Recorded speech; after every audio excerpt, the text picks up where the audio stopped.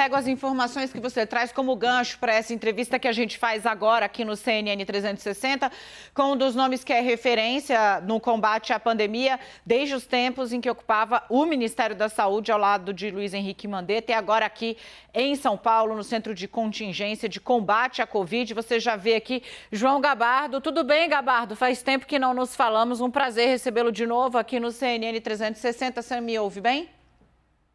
Boa tarde, Dani. Prazer é meu. Estou ouvindo perfeitamente. Perfeito. Gabardo, obviamente, está todo mundo cansado das restrições e me alegra saber que o Centro de Contingência, o governo, enxerga uma luz no fim do túnel, já com uma flexibilização bastante ampla a partir de agosto. Mas me aflige e, por coerência, eu tenho o dever de perguntar se não há um risco muito grande embutido nessa flexibilização diante de menos de 10 milhões de paulistas que concluíram todo o ciclo de imunização. Dá para fazer isso com segurança em São Paulo, mesmo tendo a Delta circulando aqui? Dani, desde o início, o Plano de São Paulo tem se caracterizado por medidas sempre feitas de forma gradual e sempre com bastante segurança. Essa medida que nós estamos tomando agora, ela foi planejada, ela foi pensada e a gente não pode esquecer que nós estamos já com mais de 75% da população de São Paulo com a primeira dose, e essas flexibilizações que vão ocorrer a partir do dia 17 de agosto, ocorrerá quando nós já vamos ter 100% da população já vacinada, já com a primeira dose. Então, nós entendemos que essas medidas estão sendo tomadas e com bastante segurança. Vou insistir num ponto que a gente ontem trouxe aqui no CNN 360, a Heloísa Vilela, direto de Nova York, falando sobre a decisão do Centro de Controle de Doenças Infecciosas dos Estados Unidos e Prevenção, o CDC, que havia recomendado a retomada de medidas restritivas, inclusive o uso de máscaras em regiões onde a vacinação empacou por resistência da própria população. A gente briga muito aqui, mas o Brasil tem uma tradição de imunização que faz inveja, sempre foi referência para o resto do mundo. Lá ela empacou e as pessoas estão vendo uma escalada de internações. Ontem eu compartilhei uma reportagem da CNN americana, 99% dos internados no hospital lotado de doentes de Covid sem vacina.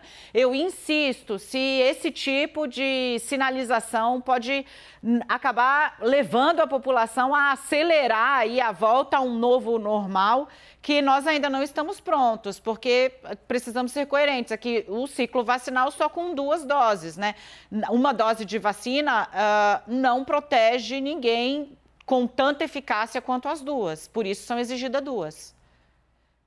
É verdade, eu acho que esse ponto possibilita que a gente esclareça bem a diferença entre o que nós estamos fazendo aqui e o que ocorreu nos Estados Unidos, que ocorreu no Reino Unido e alguns outros países.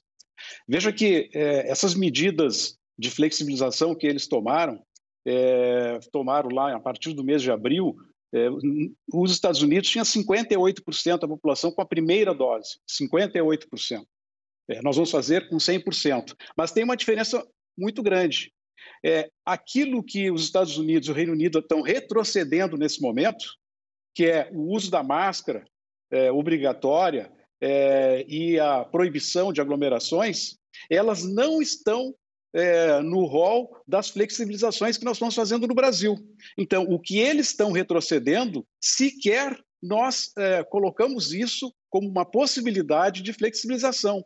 O uso da máscara em São Paulo, como de resto no país, ele vai continuar sendo obrigatório. A proibição para aglomerações vai continuar acontecendo, vai continuar ocorrendo. Então, o que eles retrocederam aqui não tem sentido, porque isso continua sendo proibido. Perfeito. Vamos manter nossa tradição de trazer diferentes pontos de vista aqui a serem explorados nessa conversa. A gente está ouvindo o João Gabardo nesse dia em que o governo de São Paulo anunciou ali, a partir de agosto, a retomada de uma série de atividades e a aceleração do cronograma de vacinação. Vem para cá Kenzo Matida, nosso âncora em Brasília. Vou vir aqui para trás do nosso púlpito para falar com o Gabardo. Kenzo, o entrevistado é seu. Obrigado, Dani. Gabardo, eu gostaria de saber qual é a estratégia que o governo de São Paulo está montando agora para acelerar também a segunda dose de muitas pessoas, porque a gente tem visto isso, que às vezes muita gente toma a primeira dose e não vai, às vezes, tomar a segunda dose. Há um número de faltosos representativo ainda, e, infelizmente, as pessoas às vezes acabam deixando de tomar essa segunda dose. E sem as duas doses do imunizante, a pessoa não está protegida de fato, né? A proteção ela é muito menor quando a pessoa só toma essa primeira dose. Quais são as estratégias que o governo está fazendo, pretende fazer a partir de agora para incentivar ainda mais a população a tomar essa segunda dose dos imunizantes? Bem, primeiro, a situação no Brasil em relação a essa resistência ao uso da vacina é muito menor do que os Estados Unidos, é muito maior do que a grande maioria dos países da Europa. Tanto é que São Paulo já tem hoje 75% da população com a primeira dose, e os Estados Unidos hoje têm 69%, né? Muito abaixo. Londres tem 65%, Nova York tem 75%. Então, São Paulo está ultrapassando o percentual de primeira dose de todos esses países. Por quê? Há uma cultura já no Brasil, né, de muitos anos, de respeito ao processo de vacinação. A resistência existente no Brasil é muito menor do que a que existe nos Estados Unidos e na Europa. O número de pessoas que não fazem ou não fizeram a segunda dose, que estão atrasadas, ele pode ser, do ponto de vista de um número real impactante, mas do ponto de vista percentual, representa 5% de todas as vacinas que já foram realizadas. Então, nós temos 5% de pessoas que estão atrasadas com a segunda dose. Se isso continuar até o final, nós vamos ter 95% da população vacinada normalmente, o que já é um número muito bom, considerado uma cobertura ótima, quando está acima de 95%. Isso não significa que nós não vamos fazer todo o esforço para reduzir ainda mais esse percentual de pessoas que não fizeram a segunda dose, com visitas, com análise do banco de dados e busca ativa dessas pessoas que estão atrasadas, tentando entender os motivos pelos quais elas não fizeram a segunda dose e todo o esforço para reduzir e ampliar, então, esse nosso percentual. Essas são as medidas que o Estado de São Paulo tem que fazer juntamente com os municípios, porque a execução finalística é de responsabilidade municipal. Por que nós conseguimos avançar? Por que nós conseguimos acelerar? Porque o Estado de São Paulo fez uma aquisição de 4 milhões de doses de Coronavac diretamente da Sinovac. Então, essas 4 milhões de doses, elas possibilitam, né, essa ampliação, essa aceleração no processo vacinal de São Paulo. Gabardo, para cumprir aqui o nosso compromisso sempre, né, com a sua assessoria que é atenciosa conosco, então, para manter assim, a gente conseguir trazer essa informação sempre para o nosso público, eu vou fazer uma última questão aqui, dizendo respeito à questão da entrega de doses, né? A gente está vendo, nesse momento, 6 capitais, mais o Distrito Federal, com um soluço na vacinação. A gente teve São Paulo, capital, um tempo atrás também dizendo que ia ter que parar porque tinha faltado dose, resolveu. A confiança do governo do estado no fluxo de entrega de vacinas é tamanha para garantir que até 16 de agosto todo mundo tenha uma dose de vacina no braço? O estado já tem estoque suficiente para garantir isso ou está se fiando na capacidade do Ministério da Saúde de manejar a logística que já teve problemas e está tendo problemas neste momento, reafirmo, em 6 capitais e no Distrito Federal?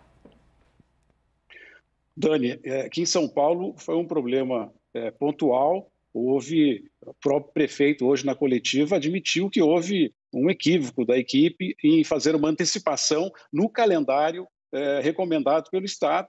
Isso já está corrigido e deve normalizar a partir de agora.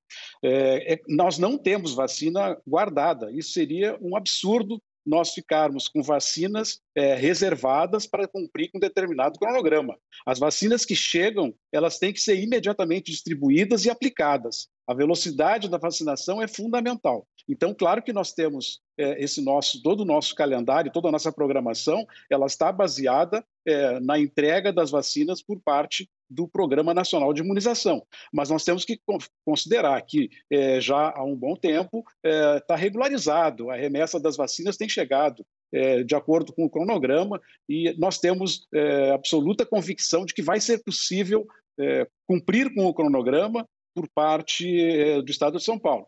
Parte das vacinas são nossas, essas nós temos total controle, porque elas foram adquiridas e elas são entregues diretamente na Secretaria de Saúde, mas nós temos confiança que as remessas do Ministério da Saúde vão seguir o cronograma estabelecido. E com isso, é possível que nós tenhamos, e vamos fazer isso, até agora nós nunca atrasamos o cronograma, nós temos feito quase que semanalmente antecipações e nunca o Estado de São Paulo precisou atrasar o calendário de vacinação. Pelo contrário, nós sempre estamos antecipando.